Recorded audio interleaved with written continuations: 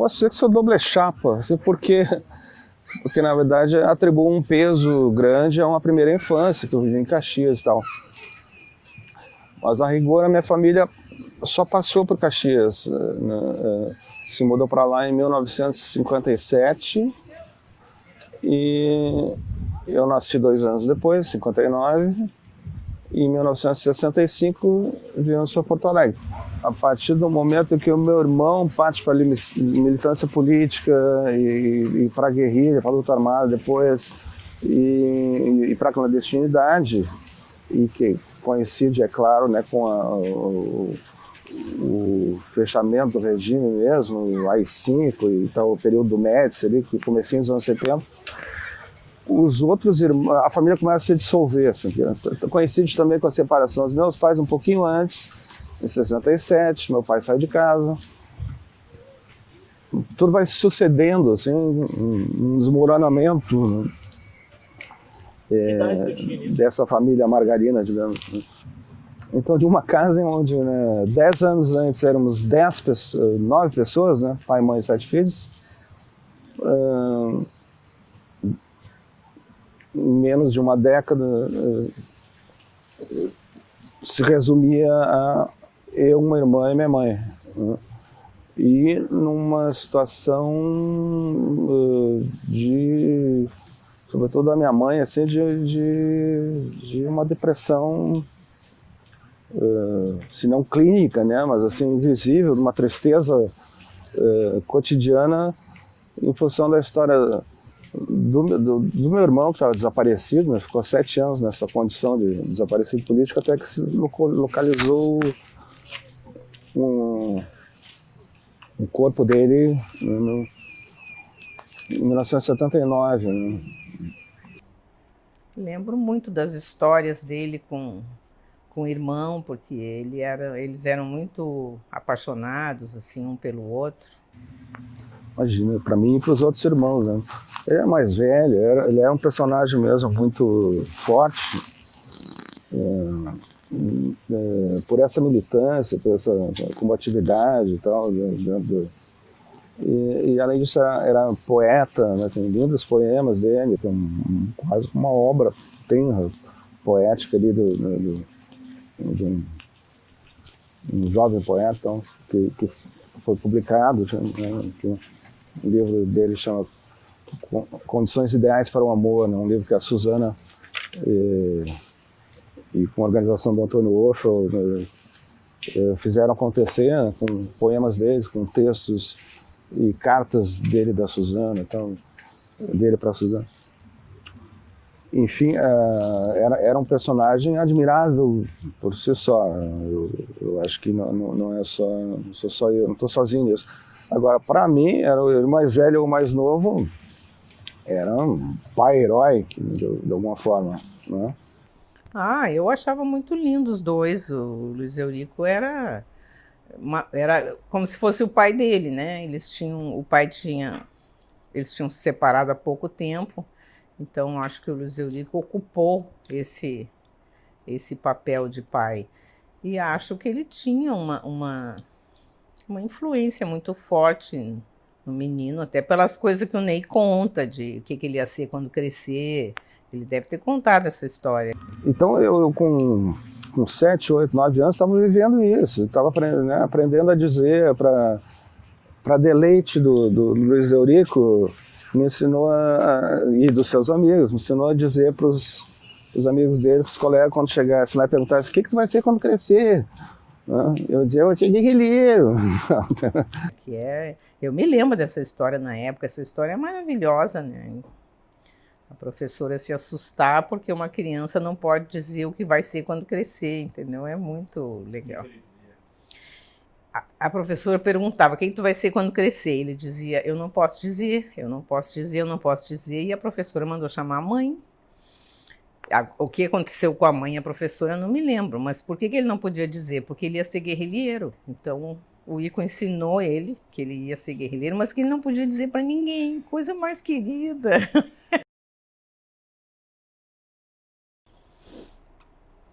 Quando nós passamos aqui, o verão que eu acho que é de 72, o verão de 72, o Ico deu um jeito de ver o Ney, que foi a última vez que eles estiveram juntos. E era uma coisa perigosa, especialmente para criança, né? Então foi um esquema assim para levar o Ney, e ele precisava muito ver o Ney. Então, na minha cabeça, foi no inverno de 1972, quando eles já de volta ao Brasil, depois de terem, né, passado uns anos fora, me levaram para um fim de semana no litoral gaúcho. Não, 71 não pode ser. Eu tinha a impressão que o Ney achava que era outra época. 71 com certeza não pode ser, porque nós não estávamos aqui no verão de 71. Mas nós estávamos no verão de 72. E eu acho que foi Pinhal. Me lembro do Luiz Eurico muito nervoso, né, deles estarem como argentinos ali. Talvez tenha sido a Noeli, que é a menor, acima do Ney, que tenha levado ele, que eu me lembro que os outros irmãos não estavam mais por aqui, eu acho. Não estavam em São Paulo estudando, enfim, estavam fora de Porto Alegre. Eu não tenho lembrança, mas assim, para alugar essa casa e para decidir ir para esse lugar e para alugar essa casa e o tempo que nós ficamos ali, a gente rodava para ver se não tinha, de alguma forma, alguma observação. Eu não me lembro na hora de ir, como é que a gente fez, eu não lembro. Sim, tem um bilhete, eu já publiquei também um texto que é uma exegese de um bilhete resgatado, que a Suzana me trouxe de volta, que eu mandei para o Luiz Eurico na clandestinidade quando eu estava fazendo 11 anos, em 1970, comecei em 1970. A Copa do Mundo por acontecer é sensacional. E ele clandestino na clandestinidade. É um bilhete que foi levado para ele, alguma via que eu nem sabia qual era, né? Me disseram, olha, alguém vai fazer contato, teu irmão manda um bilhete para ele. Então. E que depois retornou pelas mãos da Suzana, que ele guardou. Né? Ali tem de tudo, tem tudo isso que falou, muito mais, tem isso que comentasse e muito mais, né? Tem esse temor do que possa acontecer, né? Então, mas tem uma contextualização fantástica, essa mistura de futebol e, né, da Copa do Mundo, com ele, que isso virou cinema depois pelas mãos do Karl Hamburger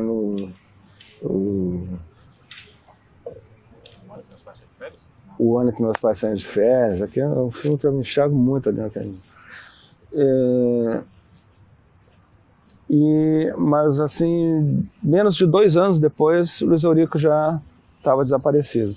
Eu lembro assim, que eu soube depois, aí não foi dele contar, que foi em 69, quando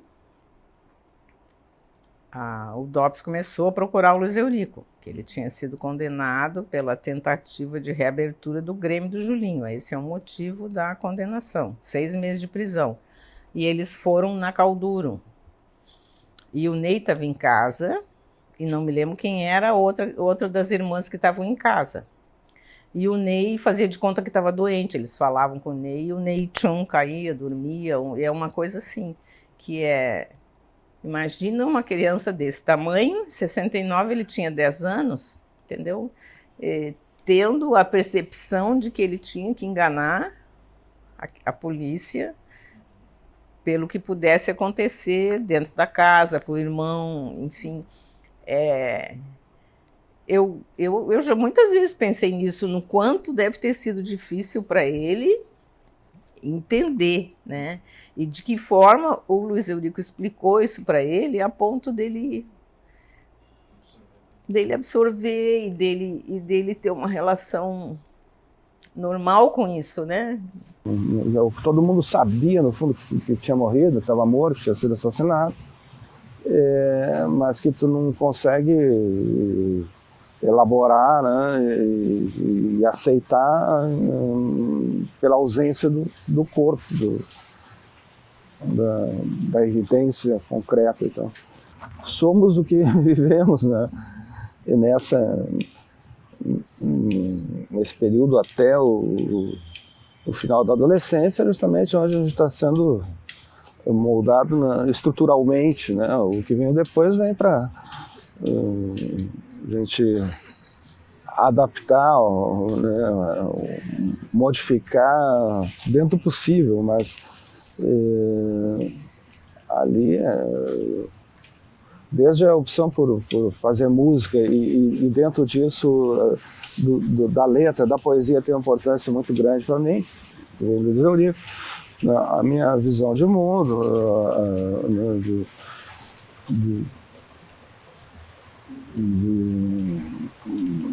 pelo que vale a pena lutar, etc. Que o pensamento do Ney, para mim, é igual ao do Ico, né?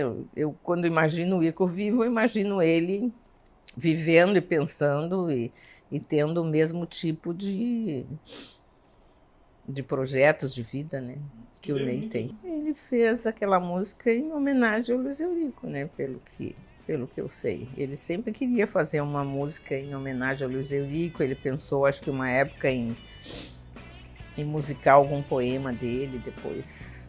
68 foi barra, plena ditadura, plena resistência, plena tropicália, plena confusão.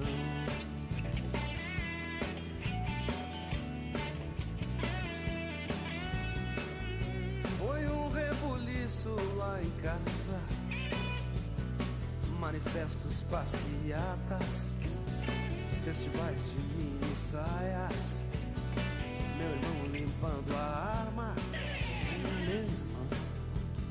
Lembro muito bem, foi até um problema a gente achar o groove dessa música. Quem fez a produção desse disco foi o Pezão, Ricardo Pezão, que hoje é do grupo Papas da Língua. Honestamente, eu não me recordo de onde saiu essa ideia da guitarra ficar respondendo à voz do Ney. Isso eu não me recordo, mas foi uma coisa que aconteceu, na minha opinião, assim, foi um momento para mim maravilhoso, né? Para ter meu espaço para poder mostrar inserir a guitarra de uma forma mais contundente dentro do trabalho do Ney. Pelo fato do tema que se tratava essa música, né? Então, para quem viveu a ditadura, né? Apesar de eu ter sido um adolescente, início da adolescência, então para mim essa música teve um peso bem maior do que as outras do disco, né? Eu acho que aquilo ali é ele falando com os Eurico. O que há em mim de ter, meu irmão, a glória é uma história sem final, mas duro é perceber. Se eu fosse te falar do Brasil de agora, que seria tão igual. Miséria,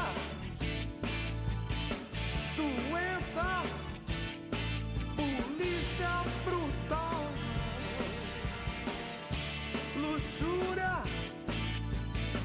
mentira, autoridade sem moral.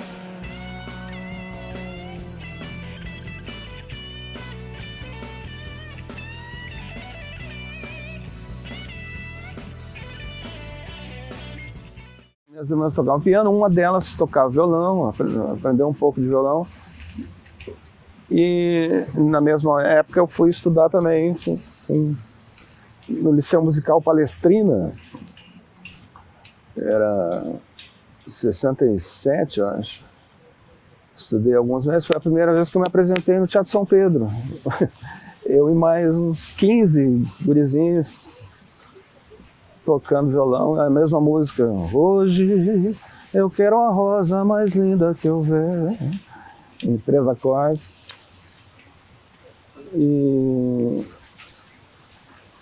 E aí, na verdade, parei. Larguei o violão,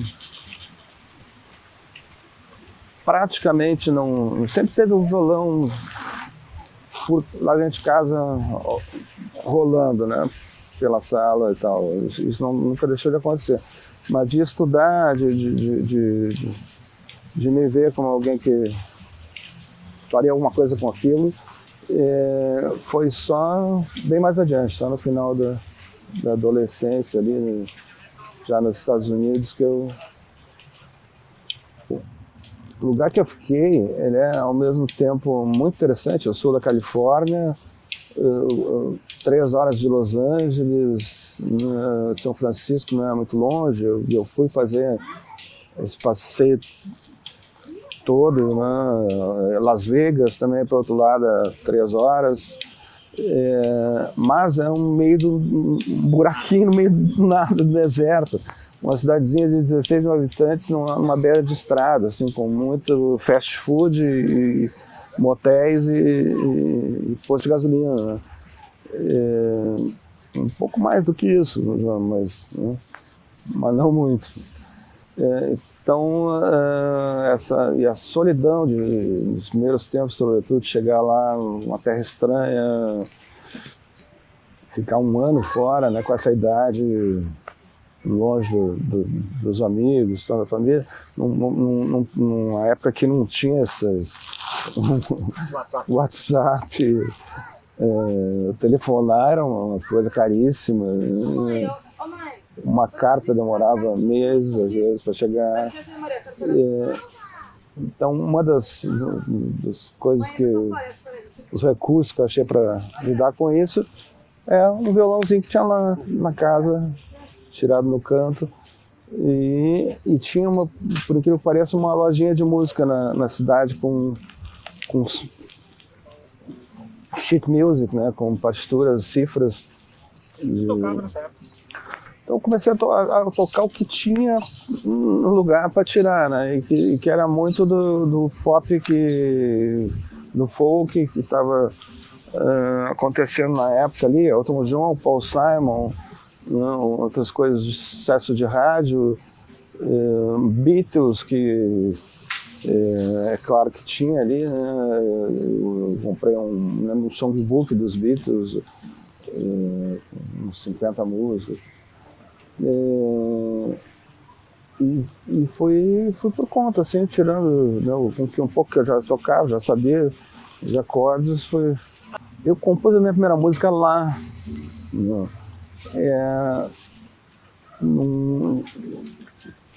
Mais pro final do ano que eu fiquei lá, eu já tocando e tal, o pessoal sabendo que eu tocava, dizendo: olha, tem um festival da igreja, se quiser já escrever. Eu me inscrevi, e quis cantar uma música minha, fazer uma música minha em inglês. Aí fiz uma música que era um inglês macarrônico, assim, descrevendo como o campesinato, o proletariado iam sair da areia do deserto e tomar o poder. Obviamente a plateia do festival da igreja escutou assim, né? Lembra o nome dela? Da igreja? Da música. Eu não sei nem se tinha nome. Eu começava assim: from under the ground I step on now, from behind those hills, from beyond those trees. Mas eu tirei o 8º lugar, entre 8 no festival, e ganhei uma loção pós-barba, que muito me arrependo não ter guardado. Na época não tinha nenhuma utilidade.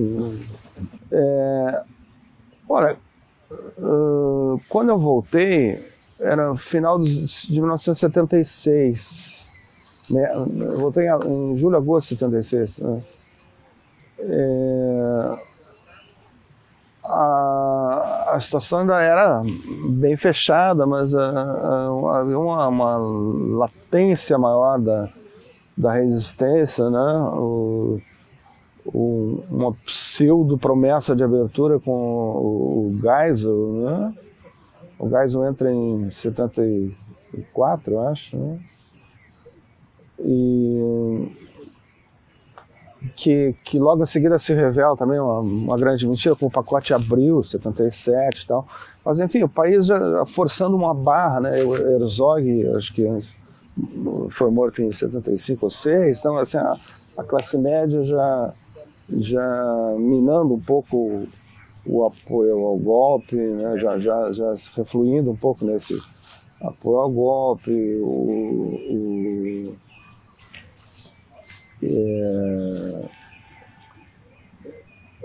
já se podia se permitir alguma coisa. Então, quando eu começo a fazer música, de fato, me apresentar, 77, 8 e tal, né, essa resistência estava na rua já, né, pichando, era um confronto, era uma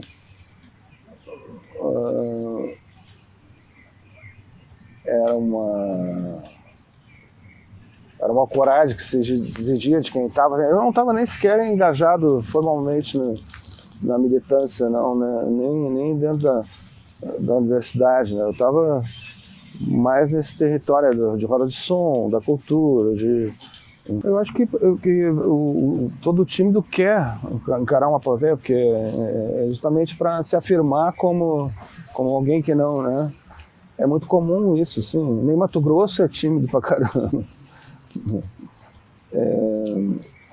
Essa ideia de estar num palco, de ser artista e tal, ela vem muito um pouco para suprir essa né, incapacidade no real de arrumar um namorado, de ser um cara popular, né, pelo menos começa por aí. A casa era cheia basicamente de amizades, né? Uma coisa mais pessoal, assim, e a cena era mais abrangente. Era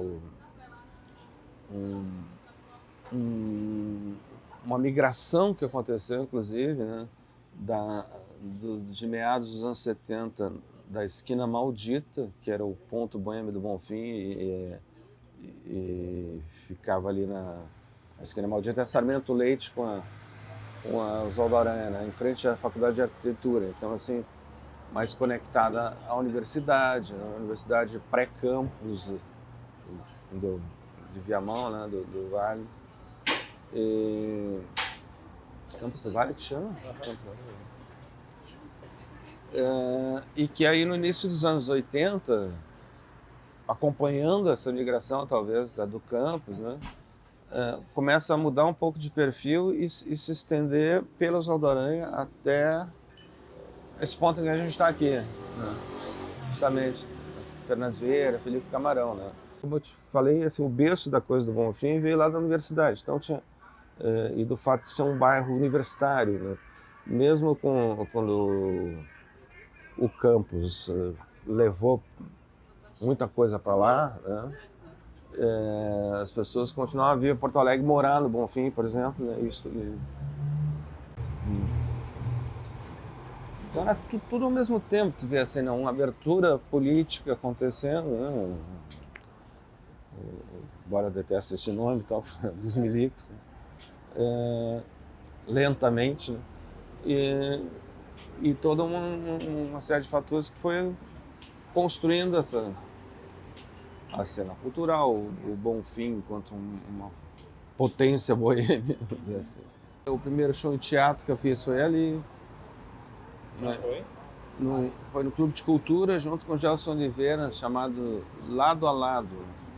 Eu vinha a Porto Alegre, morava em Gramado, eu vinha a Porto Alegre e conheci o Augustinho Lix, que era do Engenheiros do Havaí. E ele que me falou sobre o Ney. E ele disse assim, pô, tu tinha que fazer um show, começar uma carreira e tal. E eu conheço um cara que tá na mesma, assim, só toca em mostras universitárias e tal. Ele sabe quem é? O Neyzinho. Eu vou armar para vocês se encontrarem. O Gelson já vinha de um pouco mais de tempo, né, como profissional, como um músico experiente e tal. eu tinha, há 2 anos, estava há 2 anos, né, construindo esse meu primeiro repertório, me encontrando ali, né, como cantor, compositor e tal. E a gente se achou, a gente participou juntos de algumas coisas dessa universidade que aconteciam na URGS, rodas de som e tal. E por ali a gente combinou esse show. Foi o primeiro show em teatro para mim, acho que pro Gelson também. E aí, naquela época, em volta do Araújo Viana, rolavam rodas de som ali. E aí ele marcou, a gente se encontrou ali. E aí eu mostrei umas músicas pro Ney, o Ney mostrou umas músicas para mim. E a gente resolveu, então, vamos fazer um show. Tem uma música que depois o Vanderbilt, né, veio a gravar, se chama Delírio 32, que falava do Bonfim, as coisas do Bonfim. Tinha outra que falava de Viagem de Carona. Tinha Do de Dois, que é uma música que essa sim ficou e eu gravei no primeiro disco. E aí dali pra frente já nem me lembro mais. Assim. Tinha alguma uma coisa mais soturna e séria, que é assim, né, com metáforas, né, bem naquele clima de música engajada e de resistência à ditadura militar. 10.000 milênios de vida, sem fim nem começo, no brilho de 1000 pares de olhos acesos, de felicidade e bravura ao avesso. Cada um já tinha as suas obras prontas. Eu acho que foi mais uma coisa de dar uma ordem nas músicas, né? Então era isso, eu acho que foi só uma questão de acomodar as músicas numa sequência, né? E eu não lembro assim, se no fim a gente terminava o show juntos, isso eu não lembro assim, como era, mas eu sei que foi muito fácil trabalhar, foi muito prazeroso trabalhar, montar esse show. O que foi legal foi que lotou os 3 dias, né, que a gente fez, porque foi um público, eu vi que tinha construído alguma coisa já dentro da universidade, né? Mas tinha uma torcida tanto para o Ney como para mim, né? Porque o Ney já tinha toda uma campanha, ele era uma pessoa muito querida no meio universitário, e eu era muito conhecido pelo meu trabalho com várias bandas pelas quais eu passei, né? Muito conhecido no meio musical também. Então tinha uma torcida muito, muito forte. Nós descemos ali da casa do Ney, pegamos a Oswaldo Aranha e logo fomos abordados ali. E aí, parede e tal, revista. E eu tinha isso é muito engraçado, eu já contei essa história algumas vezes. Eu tinha uma camisa de seda que eu estraguei porque deixei uma caneta e vazou. E estraguei aquela camisa de seda. E aí eu falei, nunca mais vai acontecer isso aí. Eu passei a enrolar as canetas num papel e colocar no bolso. E aí o pessoal os policiais não encontraram nada com a gente. E aí foram me revistando, acharam aquele embrulho. E aí o cara fazia uma cara assim de achei, agora eu vou pegar vocês. Ia desenrolando, era uma caneta. Ele ficou tão decepcionado, não contente, e começou a puxar a ponta da caneta. Assim. E aí ele disse, não, mas eu vou levar vocês e tal. E aí nós falamos, não, nós somos músicos e tal, inclusive vamos fazer um show. E coincidentemente tinha um cartaz nosso na parede, assim, nós somos esses dois aqui. Ah, vocês vão tocar lá, peraí que eu vou falar com o meu companheiro ali. Ele tá achando que vocês devem ir com a gente no Camburão. Foi um entre tantos atraques violentos, né, que a gente sofria nas Oswaldo Aranha naquele tempo.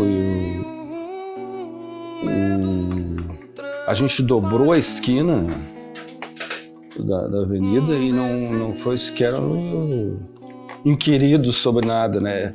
Quer dizer, o Gelson, sobretudo, né? Eles estavam botando o Gelson para dentro, que era negro e, portanto, maconheiro e marginal, né? E aí a gente vai pra ver, não, mas que isso? Nossa, a gente tá limpo. E aí vai pra ver, eles nos liberaram. E aí quando a gente tava saindo, o cara ainda perguntou, quando é que é mesmo o show? Ah, é dia tal, lá no Clube de Cultura. Ah, tá. E o Ney ainda falou, pinta lá. Eu disse, Ney, não fala nada. Que pinta lá, nada. Na verdade, o cartaz entrou como um salvo-conduto pra gente. Eu acho que eles chegaram a ver o cartaz como, olha ali, fazendo show lá. Mas claro que se eu fiz esse convite foi assim, com muito nervosismo. Isso aí, as pessoas eram abordadas diariamente, né? Até foi uma coisa mais leve que aconteceu com a gente, mas amigos nossos desapareceram. O próprio irmão do Ney. Há uma cabeça viúva de um coração apagado na ponta do dedo da lua. Eu era produtora do Nelson Coelho de Castro, que também fazia muito pouco tempo que tinha começado a fazer espetáculos e tudo. E o Nelson tinha que fazer um show na reitoria, era o primeiro show grande do Nelson, e o Nelson precisava de um violão Ovation, que era a sensação na época, né? Era o Ovation, era um violão elétrico. E só tinha 2 em Porto Alegre, um era do Silvio Marques, do Saracura, e o outro era do Ney. E daí o do Silvio não estava disponível também, e daí eu fui atrás do Ney e quis alugar o violão.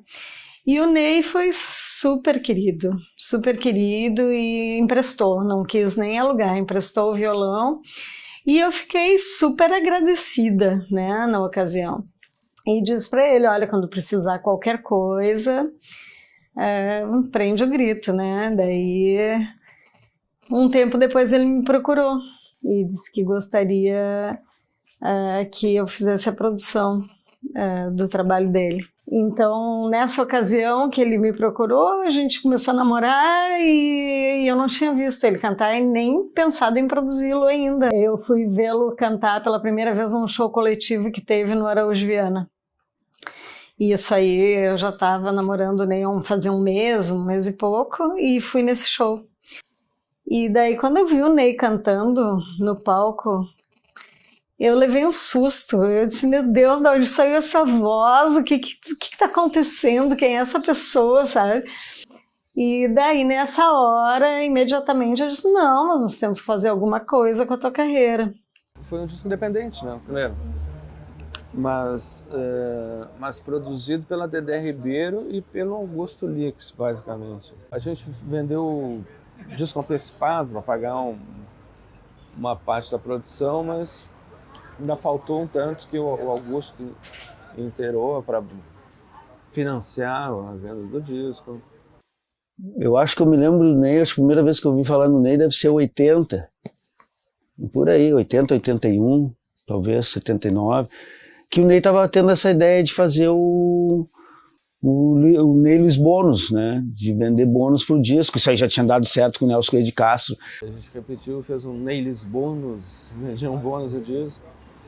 Foi uma tiragem de 3.000, acho que a gente vendeu 500 discos antecipados, talvez. Teve muita gente que ajudou, né? A gente conseguiu gravar, a gente gravou no estúdio do meu primeiro marido em São Paulo, do Fernando Ribeiro, né?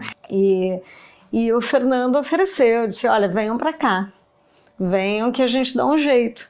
Mas a gente não tinha grana, né? Então a gente tinha que organizar tudo de uma forma que fosse possível. Então foi todo mundo, as pessoas foram de ônibus para São Paulo. Então a gente ficou acampado na casa do Fernando durante toda a gravação.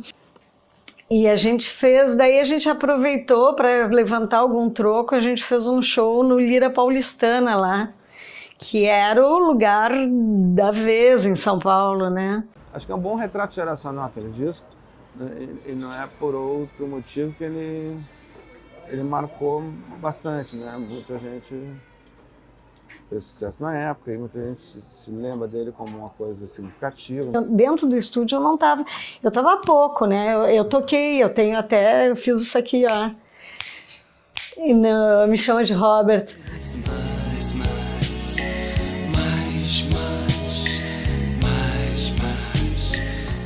Acho que nesse primeiro, especialmente, ele foi um agregado de coisas que vinham ao longo de anos, né, surgindo, e eu acho que o que amalgamou tudo, assim, me deu uma cara, me fez enxergar o que eu tinha feito, na verdade, foi a capa do disco.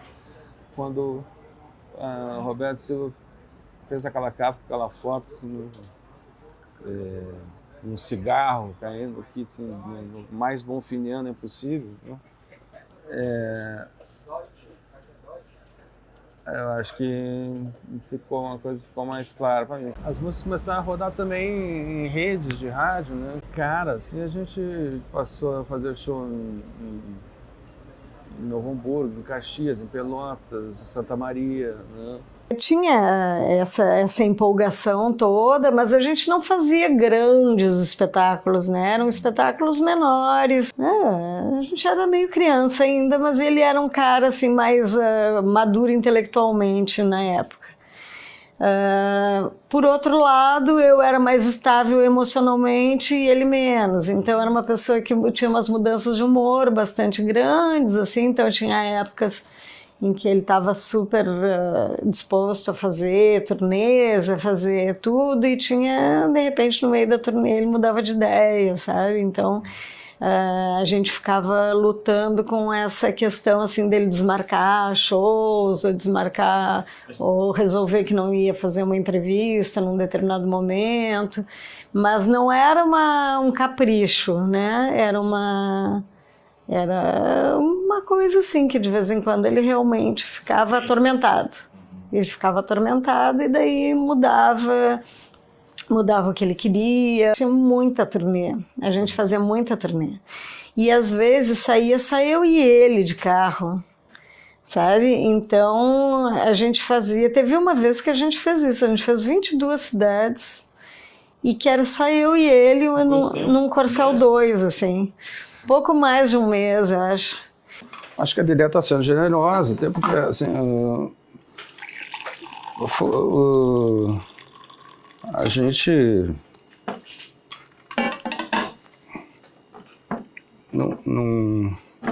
nunca tive, assim, uma agenda meu Deus, do guri de Uruguaiana. Acontecia, a gente até para otimizar a coisa, fazer 3 shows, né, um depois do outro, no interior do estado, para economizar no transporte, no hospedagem. Mas para mim nunca foi um negócio, a estrada nunca tomou uma proporção assim estressante, né, de um artista pop e clássico e de sucesso, mega sucesso, né? Então nunca me queixei. Teve uma vez, era a época do hi-fi, era só eu e o Ney nos violões, e o hi-fi era todo estruturado com partes de humor, onde a gente tinha umas ironias, umas sátiras e algumas piadas. E fomos nos apresentar em Pelotas, não me lembro se no 7 de abril, no Guarani. E o público ria, assim, vai, nós estamos arrasando, vai, esse show tá maravilhoso, o pessoal tá entendendo as piadas de uma forma assim que a gente nunca viu, assim, uma reação tão favorável. Tá, daí terminou o show, o primo da minha esposa, o Alessandro, foi no camarim e comentou comigo, o pessoal tava dando risada o tempo todo, né? Verdade. O que era da Alessandra? Por causa do show, né? Não. É que tinha uns morceguinhos voando em cima do palco.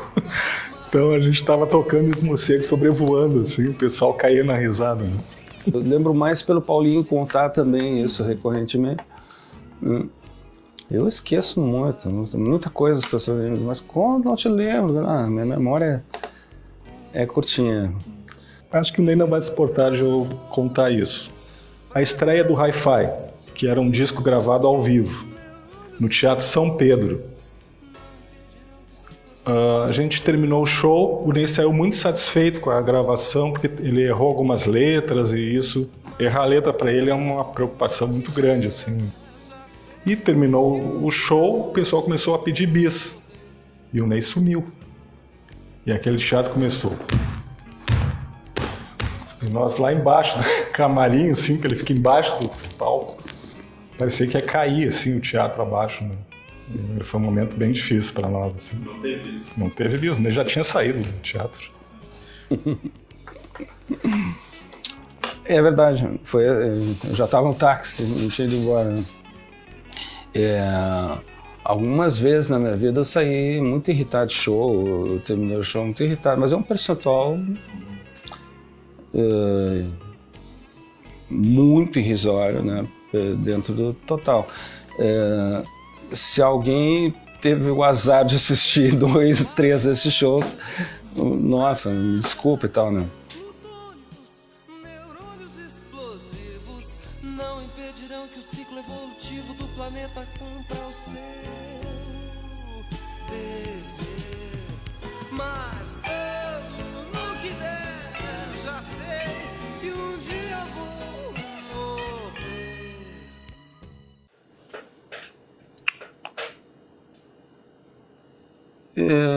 Foi um momento pessoal mesmo, meu de muito ruim, né? Pós-traumático, assim, da morte da Leila Espelê, que era minha namorada,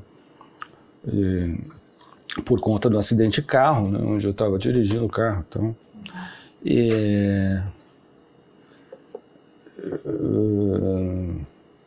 Eu não deixei aquilo passar barato na minha vida, assim, vamos dizer, né? Me tocou estruturalmente, né?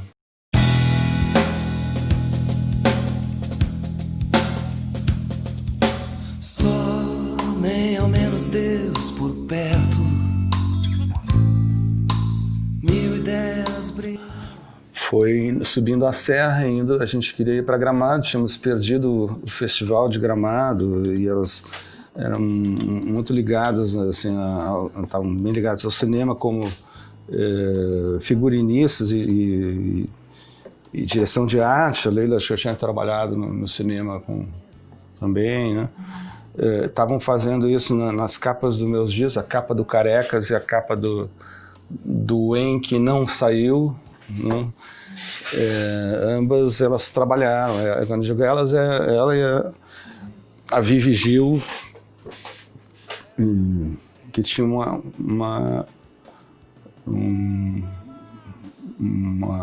estúdio de a baixa costura, né? Em 87 eu fiquei praticamente no Rio, né? Eu comecei alugando um apartamento, né? Depois no En, quando eu voltei para gravar o En, fiz a mesma coisa, alugamos um apartamento, ficou toda a banda lá. E aí no intervalo de gravação eu voltei para fazer a capa aqui, justamente, né? E no intervalo das sessões de foto da capa e tal, a gente foi fazer essa esticadinha até Vocês estavam juntos há quanto tempo? Gramado. 1 ano. Eu conheci a Leila trabalhando na capa do Carecas, né? E foi na capa do EN exatamente um ano depois que... Não, éramos nós, a Vivi e a filha da Vivi e o filho da Leila. A vítima foi a Leila. Gente, os outros se machucaram um pouquinho. Assim. Eu lembro de tudo. E é uma merda. Há 30 anos, entendeu? A não ser que alguém me prove, me diga que eu tô errado, então, né? Mas...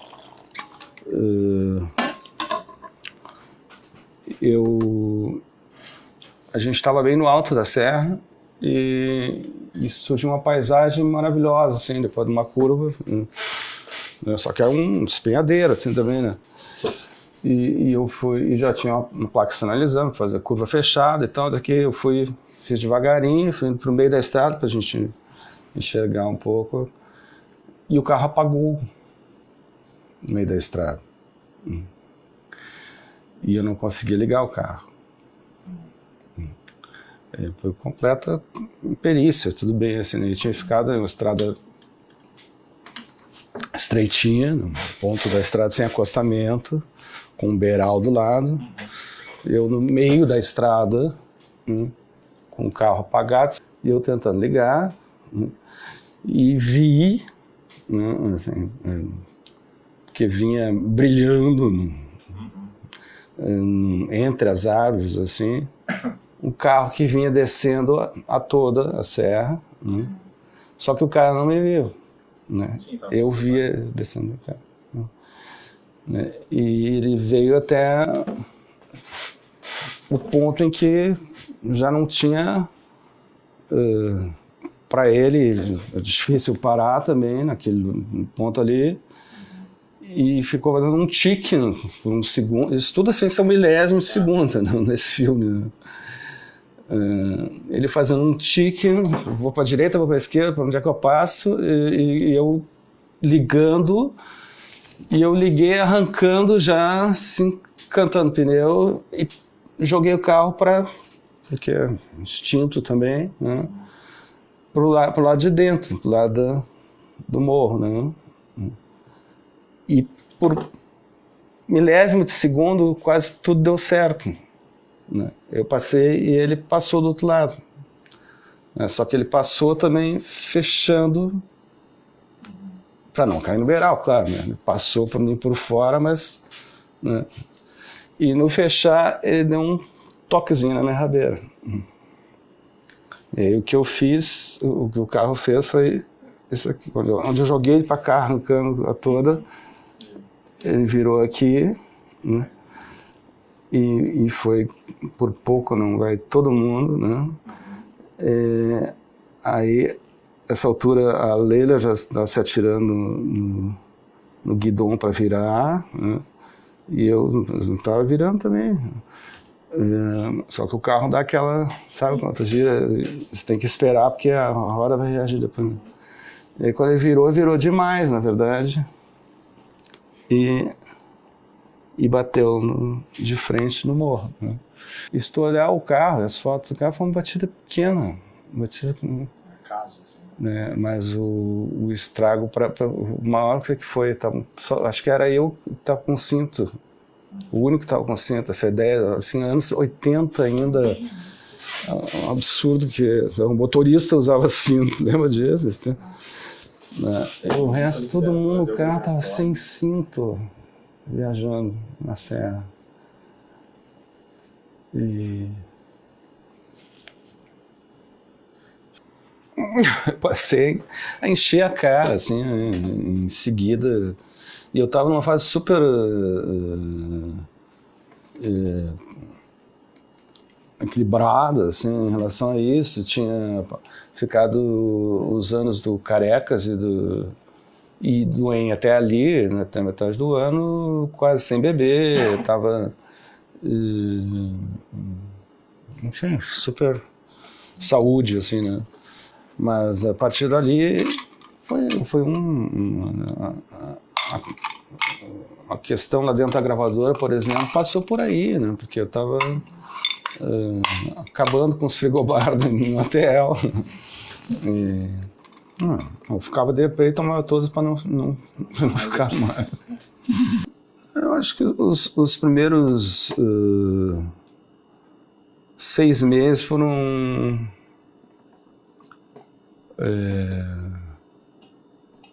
bem difíceis, né? Mas depois de 6 meses eu já estava fazendo uma terapia, estava na psicanálise. Tinha terminado o EN, lançado o EN, e aquilo, acho que para mim foi até um desafogo também, né? Porque a coisa toda aconteceu no meio de uma gravação de disco. Um mês depois do acidente, eu estava no Rio terminando o disco. Boa parte delas já estava ali, mas algumas eu terminei a letra, um trecho de letra, e outras eu fiz depois, e outras mesmo feitas antes parece ter um significado, né,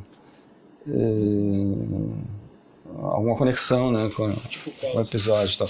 Então, por exemplo, feitas depois são Teletransporte, que fecha o disco, o Zen, que abre o disco só como uma vinheta e tal, mas tem uma música inteira feita pelo Kiko, filho da Leila. O Baladas eu tinha começado, mas terminei com uma estrofe que fala da Leila e tal, né? Que hoje em dia eu nem canto mais, cortei A estrofe é a música? A estrofe é da terceira estrofe do Baladas, eu acho que não bate muito ali com o resto da música. E tinha músicas de Telhados de Paris, eu fiz pra Leila antes, né? Meus olhos doidos, doidos, doidos, doidos, doidos, doidos, são doidos por ti.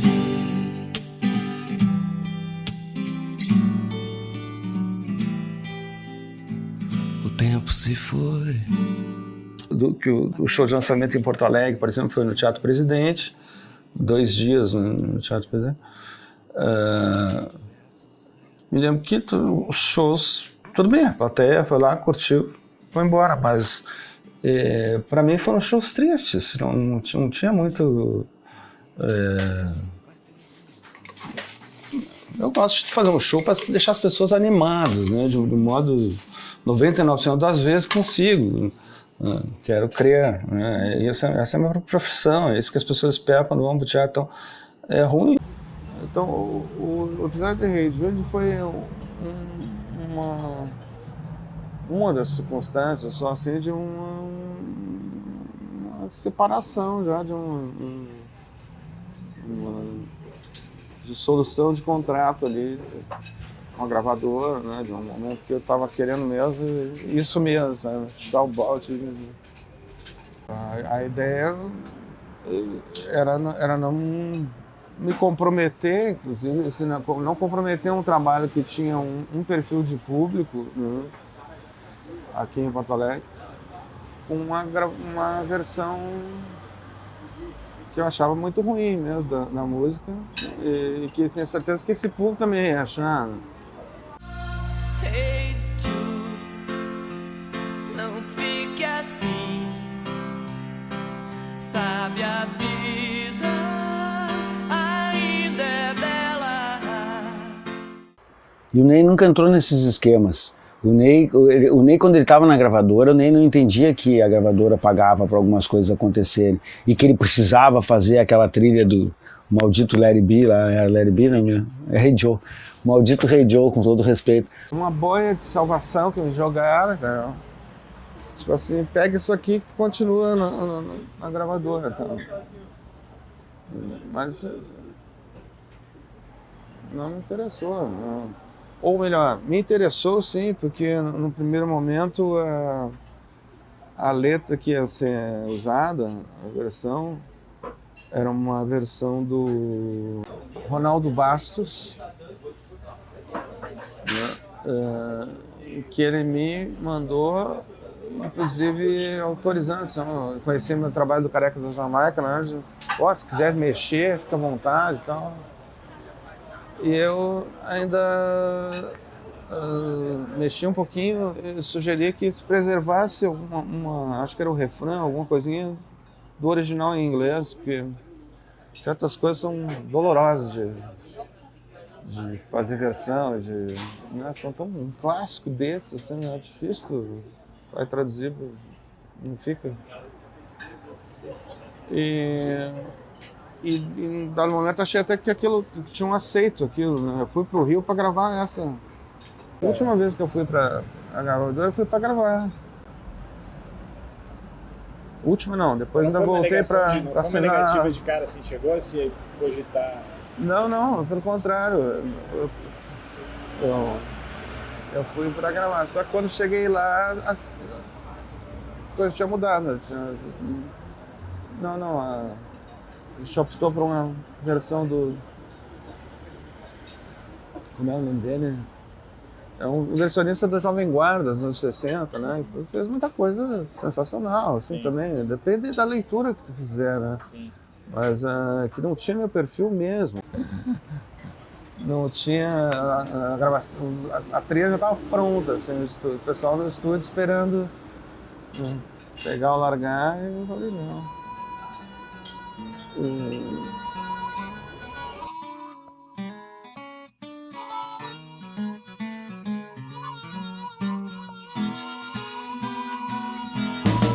Faxineira, fascinante, onde guardaste o papel que eu deixei na estante anteontem? Em 99 eu tive uma reunião com o Ney, a gente fez um show junto em Atlântida, com Bebé Garcia e Motivos Óbvios na beira da praia, no Baronda, em Capão. Ou em Atlântida, nem me lembro mais. É ali, né, na fronteira. E aí eu fui conversar com o Ney, eu digo, Ney, eu tô com um projeto que eu tô pensando assim, agora eu quero parar de fazer essas coletâneas, quero fazer uma coletânea de revisitação de algum artista importante, queria começar por ti, né, consegui já a aprovação da gravadora, da época era antiga, e o Ney me falou... Gisto, isso aí, tu quer que eu morra, né? Porque isso aí só fazem quando o cara morre. E eu digo, não, isso é o grande erro brasileiro, né? Que não é prestar homenagem ao cara morre, que daí o cara morreu, o cara não vai ganhar nada, financeiramente, nem mídia nenhuma, né? Que nem Elis Regina, que agora tá num monte de novela, né? Quando ela tava viva, não entrava em novela nenhuma. Mas, entendeu? Aí eu falei pro Ney, digo, não, eu quero fazer diferente, quero te homenagear, sou teu fã, e acho importante o teu trabalho, acho legal, uma geração nova, né, relendo Ney Lisboa, vai ficar legal. Aí o Ney ficou um tempo assim pensando, será que eu vou morrer, não vou morrer? Aí um dia eu liguei para ele, e aí Ney, vamos fazer? Pode fazer, acho que é uma boa ideia, né, só apoio. E ele acompanhou tudo, passou cifras para as bandas, né, e eu acho um resultado bem bacana. Nasci de uma família pobre, rodei pelo mundo procurando alguém que me dissesse que fazer 10 chances de vencer o inimigo invisível que eu tinha. Cabeça e cauda de dragão, os olhos do Alain Delon. Eu acho que o Gilson me convidou para ir para assistir gravação, para tudo. Mas eu falei, não, pode fazer. Ou se ele me mostrou, acho que também me mandou uma fitinha, acho, de alguma coisa. Eu achei bárbaro, eu continuo achando bárbaro aquele disco. Isso que é o melhor de tudo, quer dizer, os caras não se vexarem e ler a coisa de outra forma. Você vai ler igual a mesma coisa, fazer um cover, qual é a graça, né? Os arranjos que eu fiz foram bem fortes, porque daí são coisas como a Mariette, por exemplo, a gente gravou tudo em Fá. Não é um tom comum de se gravar, mas foi um tom que a gente achou que a voz dela renderia mais e rendeu, né? Ficou uma maravilha, o Ney é apaixonado pela versão, todo mundo é apaixonado, né? Eu acho muito bom, muito especialmente o Wayne, a Mariette com telhados, um arraso. Né? Ventar, ali se vê, aonde o arvoredo inventa um balé. Vai fazer 60 então, né? Vou ver agora. Então posso adiantar que eu estou começando, já conversei com o Ney, e estou começando uma nova homenagem ao Ney, né? Porque eu estou fazendo uma gravadora nova junto com o Vini Tonello e a gente escolheu, o nosso produto inicial era para ser o próprio Ney, mas como o Ney está nessa, não está numa fase ainda de fazer um disco, né? Então Aí eu pensei muito, eu digo, azar, eu queria começar com o Ney, vou começar com o Ney. Então já fechei com vários artistas da novíssima geração, não repetindo quase ninguém do outro projeto e não repetindo nenhuma música, o que prova a abrangência do Ney, porque o outro teve, se não me engano, 15 músicas, eu acho. E esse novo vai ter 18 músicas, ou seja, são 33 hits do Ney Lisboa. 33 hits. Qual é o artista brasileiro que tem 33 hits? Agora há pouco a gente lançou um livro de dramaturgas, né, uma coleção de dramaturgas, e tinha o texto de uma dramaturga muito jovem que tinha uma música do Ney, cantava e né, fazia parte da peça dela, e ela falava, minha mãe ouvia muito e tal. Em 2013, eu já tinha a minha banda, e eu resolvi revisitar o Ney, porque foi um momento bastante divisor de águas na minha vida, que foi logo após a morte da minha mãe, e foi uma forma de eu me aproximar, eu acredito, da minha família e dessas memórias que eu tinha. E eu sempre ouvi muitos casos, né, a respeito, encontrei o Ney no Zafari, encontrei o Ney na lancheria, e às vezes eu estava junto, enfim. Mas eu lembro de conversar com a Nádia, e com a Nádia Mendes e com o Arthur de Faria, meio que pedir, conversar com eles antes, falar, cara, olha só, tô com essa ideia, será que o Ney ia topar? E eles, claro, mas é óbvio, nossa, pela questão da minha família, sabe, por ele ter um carinho especial pela minha mãe, pelo meu tio, enfim, eu acredito que ele tenha permitido também por isso, porque ele também não me conhecia, de repente eu fosse uma louca e fosse estragar tudo, sabe, e graças a Deus deu certo. A Elisa também, show muito legal, muito legal, eu fui ao show mais uma vez. Foi uma loucura, porque na verdade foi o primeiro show bacana que eu fiz, assim, foi no Teatro de Arena, enfim, e eu lembro nitidamente de ninguém querer me contar que ele estava na plateia, né? Foram 2 dias, dia 27, 28, 29 de setembro, não me lembro, e no primeiro dia ele não foi, e era uma mistura assim, de tipo, puta, ele não veio, e tipo, graças a Deus. E aí no segundo dia, ninguém queria me dizer que ele estava ali, e eu tava na coxinha esperando, e eu vi ele, né, aparecendinho. E aí foi aquele gelado, assim, mas rolou um contato visual, eu acho. Eu procurava não buscar muito o olhar dele, né, pra não ficar nervosa, mas eu acho que teve um momento em que eu olhei pra ele e meio que eu senti a permissão, assim, daquilo, saca? Mas foi uma loucura. Sempre é, porque a gente não sabe muito dele, né? A gente sabe que ele é uma pessoa bem discreta, então a gente não sabe muito o que ele tá pensando, assim.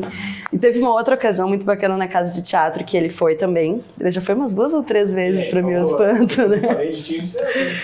É uma graça, eu fico maravilhada. E aí ele sentou na última fileira, junto de uma amiga que também é louca por ele, a Roberta Alfaia. E aí ele comentou com ela assim, que legal, né? Conheço todas as músicas. Então, tipo, ele tem esse mito de ser inacessível, mas ele é um cara super bem-humorado, e com aquela fala calma, enfim. Eu já não sou grande referência, eu acho, para a geração mais nova mesmo, né? Sou a referência da referência deles. E fico bem feliz disso, de ver que isso está acontecendo, que o Ney vai ganhando um público novo também, sabe? E o pessoal o Ney hoje meio que também é aquela coisa que tinha dos irmãos que mostravam o rock gaúcho para os irmãos mais novos. Os irmãos e os pais estão mostrando o Ney para os seus filhos e para os irmãos mais novos. Então, eu acho que isso é um processo sempre. E o Ney está sempre lançando alguma coisa e é um cara que não se repete, né? Então, eu acho que é uma questão de linguagem, assim. E eu acredito muito na força do underground, saca? Da pessoa incompreendida se identificar com aquilo. Então eu acho que uma vez que a gente tá nesse momento histórico e, sei lá, uma pessoa de 20 e poucos anos se sente um pouco fora, totalmente fora, na verdade, né, disso tudo que tá acontecendo, tu vê um cara que até hoje não participa do mainstream, nem coisas assim, obviamente tu te identifica com ele, né, e tu te sente um pouco fodão, porque, eu fui lá e descobri esse cara da antiga e tal, e entendi o que ele quis dizer, né. Eu acho que tem isso, assim, orgulho. Outro dia eu achei muito legal no que eu vi no Twitter. Sabe aquela história do Fusca Azul? Eu falei no Twitter, não foi tu que me contou, né? Não. A história do Fusca Azul, A gurizada faz. Se vê um Fusca Azul, tu dá um tapa na cara do outro. Faz assim, tem uma dessas coisas.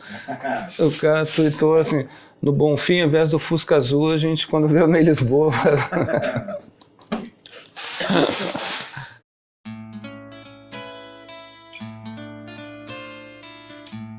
Ele não quis. Ele nunca quis. Eu acho que ele nunca quis pagar o preço da morte do artista, eu coloco dessa forma. Todo artista, eu vou te dizer por mim, por todos os que eu conheci nessa vida, todo mundo quer o sucesso, não tem essa não querer o sucesso. Agora tem gente como o Ney, como eu, que não tá afim de abrir mão não do seu som para fazer sucesso, entendeu? Todas as oportunidades que o Ney teve para ir para Rio, São Paulo, que era da onde as pessoas tinham o seu trampolim, ele não quis. Quando ele ganhou o Prêmio Sharp, ele doou para a Fundação Roberto Marinho o Prêmio Sharp dele ao vivo. Ali ele se queimou para sempre com a Globo.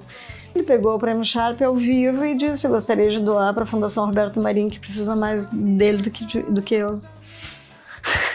Você conhece a história do escorpião e da formiga, né, que vai atravessar Tá na natureza, não adianta, né? Assim, a ideia desde sempre era bagunçar o coreto, né? Era ser irreverente no sentido de quebrar os tabus e com isso, né, mostrar também uma face hipócrita social que envolve muita coisa. Então, assim, ir lá receber um prêmio, um troféu da Rede Globo, né, que tinha sustentado a ditadura durante 30 anos, a Fundação Roberto Marinho, né, que era quem patrocinava, não sei se ainda patrocina, na época era o Prêmio Sharp, né, hoje chama o primeiro. Era uma oportunidade de ouro de tentar fazer algum...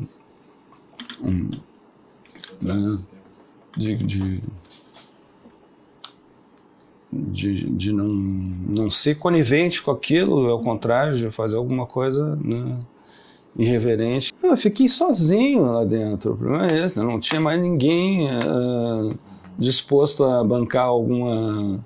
Eu me lembro que da minha piadinha, que foi meio infeliz, assim, também não tinha muita graça, feita, só a Eva Vilma, com uma cara muito esperta, assim, que estava apresentando, deu uma piscadinha e pareceu solidária, assim, né? Qual era a piadinha? A piadinha de que eu ia doar o troféu para... O prêmio era uma grana e um troféu, né? Eu fiz um joguinho de palavras para dizer assim: vou doar para o Roberto, vai doar para a Fundação, o troféu, uma grana. Você não...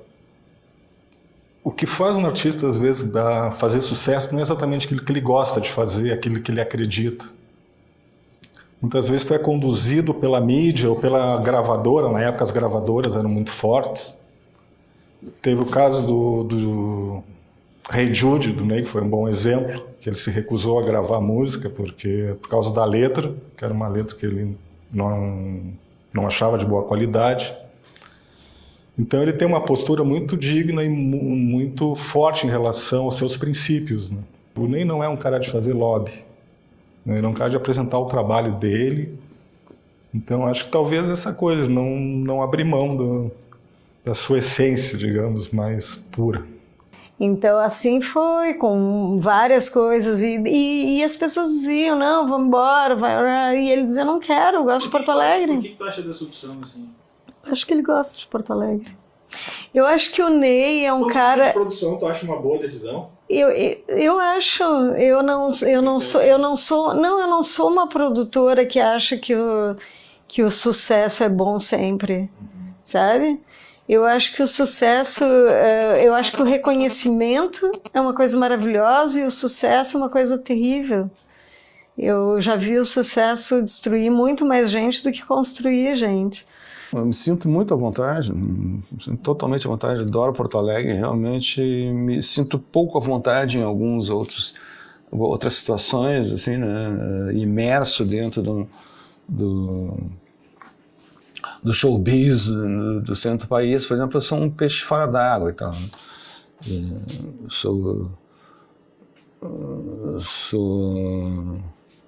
Sou incompetente em relação a isso mesmo, tá, né?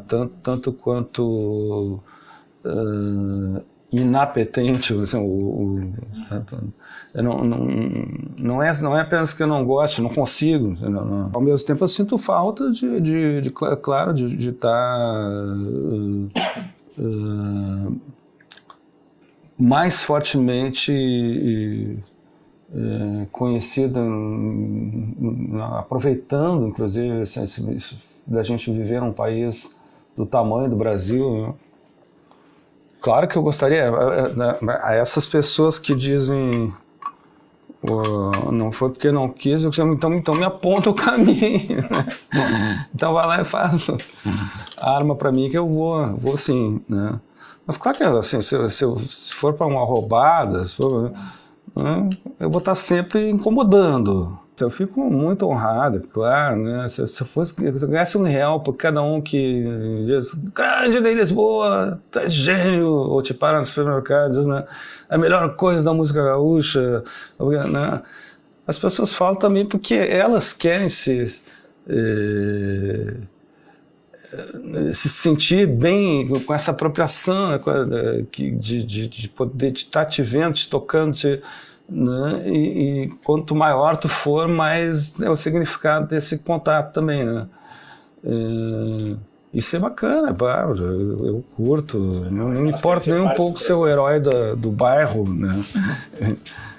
Então eu acho que a minha grande maldição é essa. Eu acho que enquanto o Ney Lisboa não for colocado no seu devido lugar, que é lá em cima, não vai acontecer nada nessa cidade. A maldição de Porto Alegre é essa. Enquanto não der um espaço para o Ney Lisboa de verdade, o Ney Lisboa ser a coisa que ele é, ninguém vai ser nada. E os que forem vão ser assim, que nem os que foram agora um pouquinho, já caíram, vão ser um pouquinho e caem. Porque o Ney Lisboa não cai. O Ney Lisboa está sempre com uma música nova, bonita, com uma outra coisa, está refletindo os tempos atuais. Ele está velho, todo mundo... Se tu não morre, só pode envelhecer, só tem duas opções.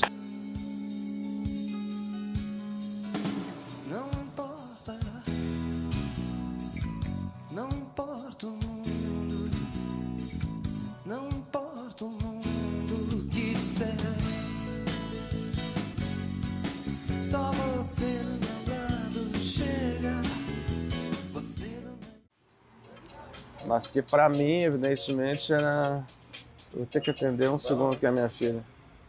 Hoje, quem é?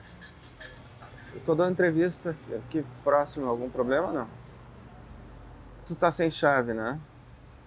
Tô na padoca, vem aqui, pega a minha. Tá, um beijo. Esqueci a chave, velho. Páginas.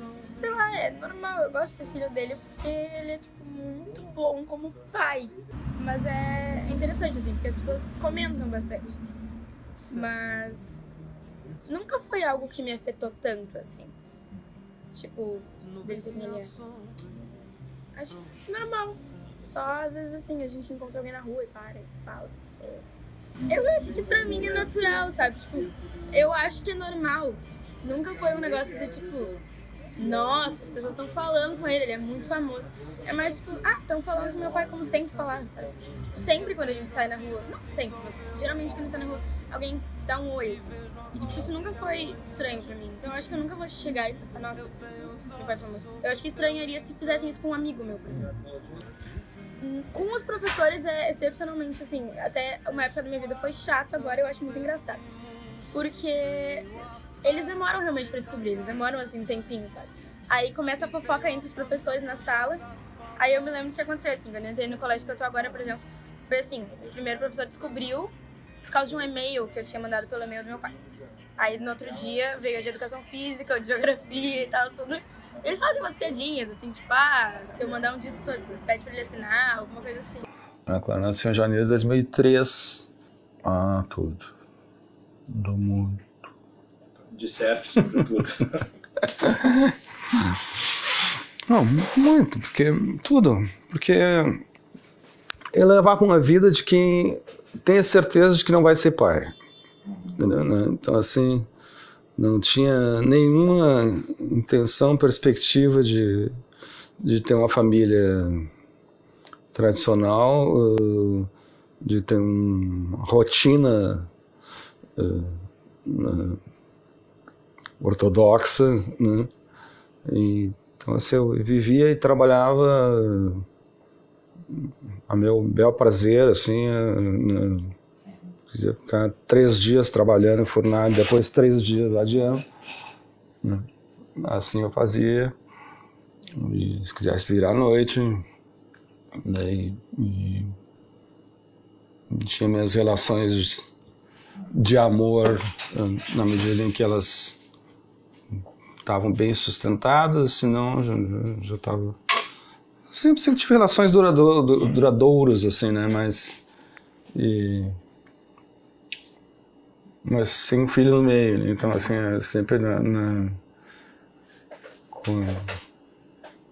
ancorada simplesmente no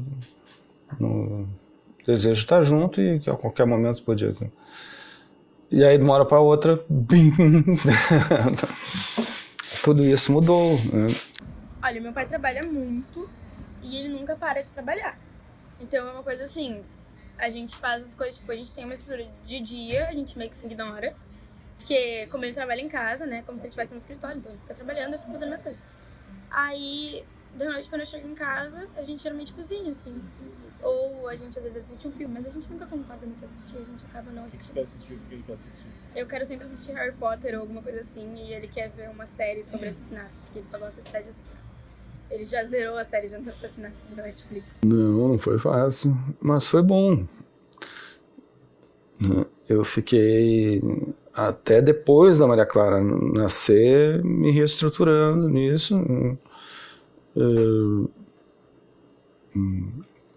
Abandonando a boemia, por assim dizer. E os maus hábitos... Você abandonou por completo? Abandonei por completo. Quando a Maria Clara tinha em torno de 1 ano e meio, assim, e começou a ficar insustentável, além do beber, ou talvez até mais, o fato de fumar 2 carteiras de cigarro por dia. E isso era uma questão insalubre enquanto pai e também temerosa enquanto cantor, né? Tava uma coisa chata dentro da minha vida, assim. E assim como a bebida. E aí eu parei de beber em setembro e parei de fumar num abril seguinte, 6 meses depois.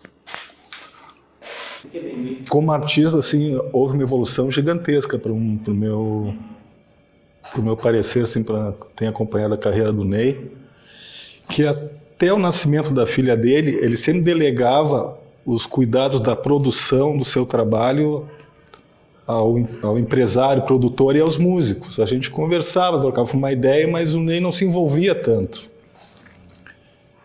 E a partir do nascimento da filha dele, que coincidiu com o disco Relógio de Sol, ele assumiu, arregaçou as mangas e agora ele pega o material com as 2 mãos e cuida todos os detalhes, né? Então isso foi legal, assim, foi uma mudança bem radical de postura.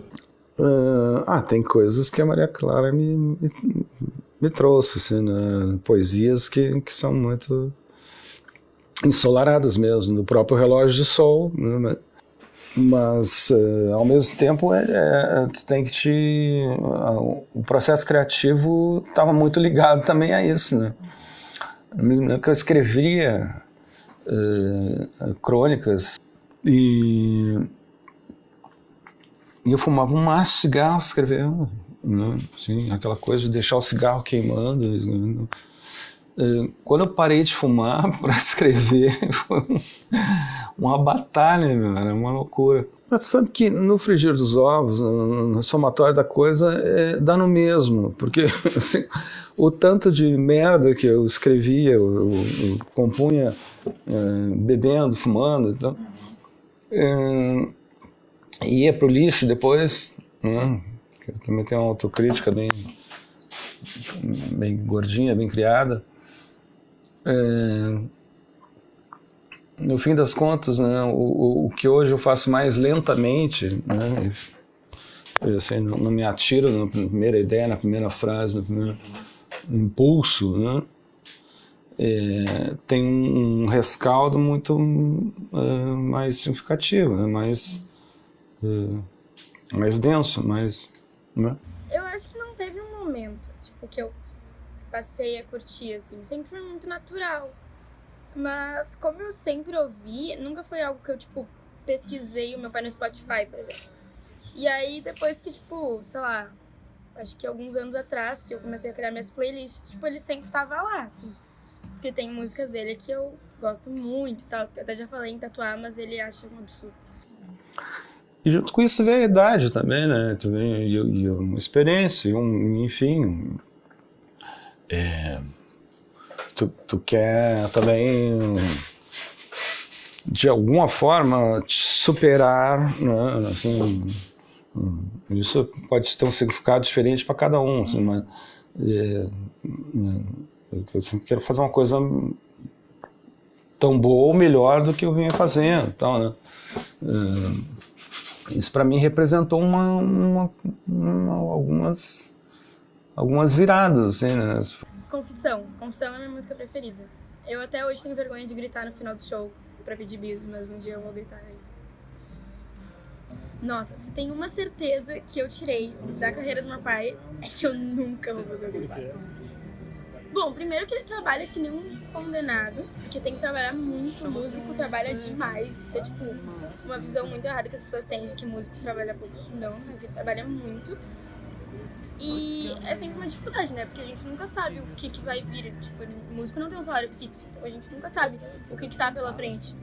E aí, não dá pra gente fazer compromissos, por exemplo, financeiros. Sem falar que eu sou zero esquerda na música, meu pai cantou, entendeu? Ele me deu violões, ele me deu 2 violões, uma guitarra, um teclado. Ele tava pensando em me dar uma bateria, mas nunca deu resultado. Eu tentei, assim, eu queria ser popstar, mas... não aconteceu. Desse mundo e tantos quantos tenha de alcançar, eu tenho a sorte de viver cantando e o céu a me ajudar. Eu acho o Ney um grande letrista, tem momentos sublimes, e ele tem muitas maneiras de rimar, e é um pesquisador, sabe? Ele faz muitas coisas, rima dentro da rima, e no fim, aí no meio. O Ney é um cara atrás, procurando, assim, a gente já teve várias conversas sobre isso, sobre composição, né? Sobre estética, é um cara que dá para conversar sobre isso. E o Ney tem uma procura, uma busca, né? O Ney foi capaz de começar a tocar numa afinação diferente, que ele não sabia nada, para ir descobrindo coisas, né? Um dia que ele me contou, eu pensei, pô, que legal, eu também tinha feito a mesma coisa, mas todo mundo me tirava para louco, né? Agora, já que o Ney Lisboa faz também, eu posso divulgar isso, né? Eu acho que o Ney é um cara genial, assim, sabe? Eu acho que ele é um gênio.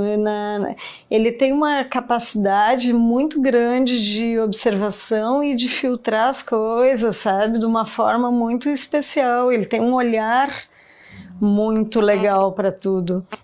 E eu acho que o olhar dele, que é um olhar, sempre foi um olhar muito inovador e muito sem preconceitos, né? Ele acabou sendo um filtro que todo mundo admirava, sabe? Ele conseguia perceber o que estava acontecendo na sua volta, como consegue até hoje, né? Perceber o que acontecia na volta dele e filtrar isso e retransmitir de uma forma que era o que todo mundo queria dizer, né? Mas ninguém conseguia dizer como ele. Para mim é difícil responder isso, porque como eu convivo com o Ney, antes de eu tocar com o Ney, eu já era fã do trabalho dele. Eu assisti praticamente quase todos os lançamentos dos discos. Eu sempre achei o trabalho dele com um nível de qualidade, assim, e ele é um excelente cantor, um excelente intérprete. Tanto é que as músicas do Hi-Fi são reconhecidas pelos autores estrangeiros, né? Ele consegue chegar numa senhora de 80 anos, que era adolescente quando, sei lá, enfim. E conseguiria explicar um pouco da situação histórica para um menino de 12, entende? Ele é um cara que fala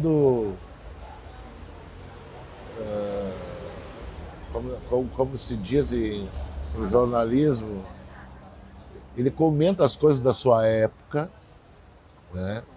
E com uma dose de humor, né? Com um certo limãozinho, assim, né? Um humor ácido, inteligente, né?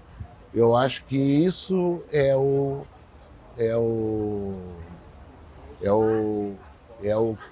que chama a atenção. Eu acho que tem um detalhe, assim, talvez faça o diferencial, que ele é muito, muito, muito exigente com o que ele faz, com o que ele escreve. Para ele fazer uma letra de música é um processo doloroso, porque ele tem um objetivo, um senso crítico muito forte e sabe bem o que ele quer dizer, e quando não consegue dizer exatamente ou achar a maneira correta de dizer aquilo, ele sofre com isso.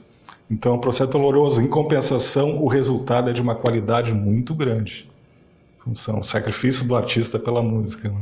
A mesma coisa que aconteceu com o Caetano, com o Chico, com o Gil, que encontraram pessoas de outras áreas, né, do conhecimento que tinham lido os mesmos livros e tal. Então tinha essa coisa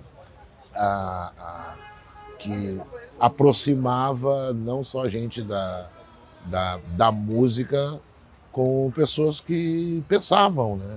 Eu acho que todo mundo que pensava, que tinham mentes pensantes na época, gostavam e gostam do Ney, né?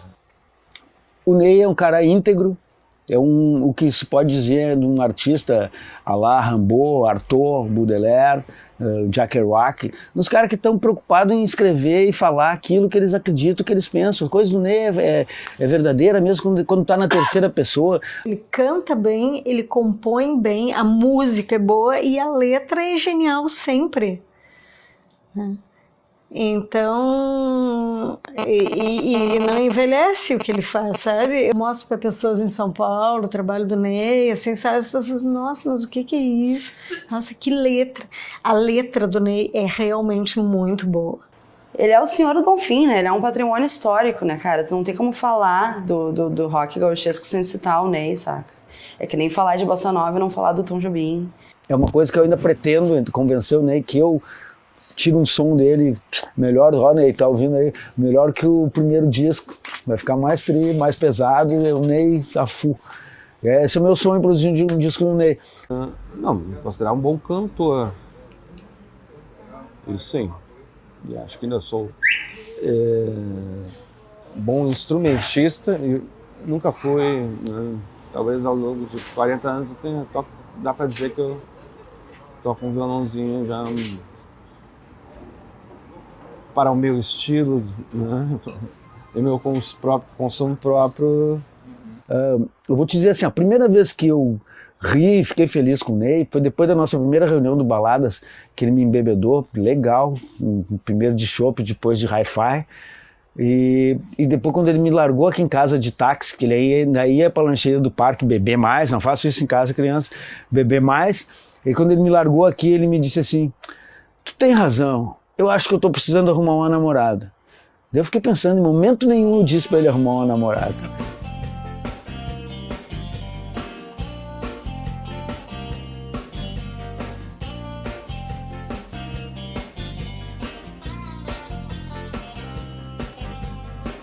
Já não passa nada, já nem peço por favor.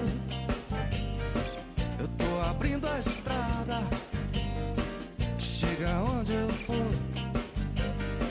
Eu tô na madrugada, tô na chuva pelo calor. Eu tô na luta armada.